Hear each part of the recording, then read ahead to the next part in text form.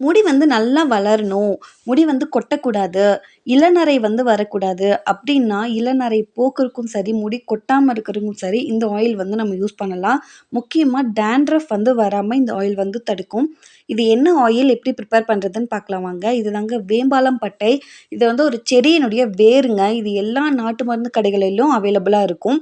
So இந்த பட்டை வந்து நம்ம ஒரு ஒரு 100 கிராம் அளவுக்கு வாங்கி வச்சுக்கிட்டாலே போதுங்க. நம்ம ஆயில் வந்து தாராளமா நமக்கு தேவைப்படுற ஆயில் வந்து இதிலேருந்து ப்ரிப்பேர் பண்ணிக்கலாம்.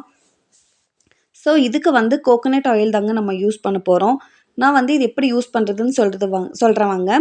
ஃபர்ஸ்ட் ஒரு பவுல் வந்து நான் எடுத்துக்கிறேன். இதில வந்து பியூர் கோகோனட் ஆயில் வந்து நான் யூஸ் பண்ணிக்கிறேன். உங்களுக்கு எந்த மாதிரி கோகோனட் ஆயில் கிடைச்சாலும் சரி நீங்க யூஸ் பண்ணிக்கலாம்.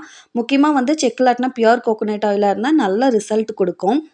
ஸோ இந்த ஆயில் வந்து நான் ஆட் பண்ணிட்டு, இதில வந்து இந்த வேம்பாலம் பட்டைய வந்து நான் வந்து உடைச்சு வந்து இதில போட்டுர்றேன்.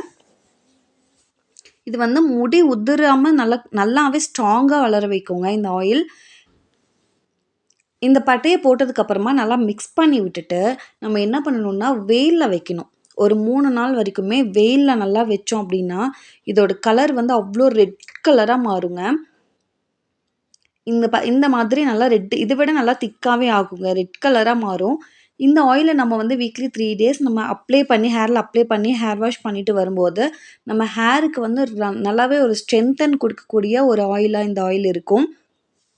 ரொம்ப ஈஸியா நம்ம வீட்லயே செஞ்சிடலாங்க இந்த வெம்பாலப்பட்டை ஆயில்.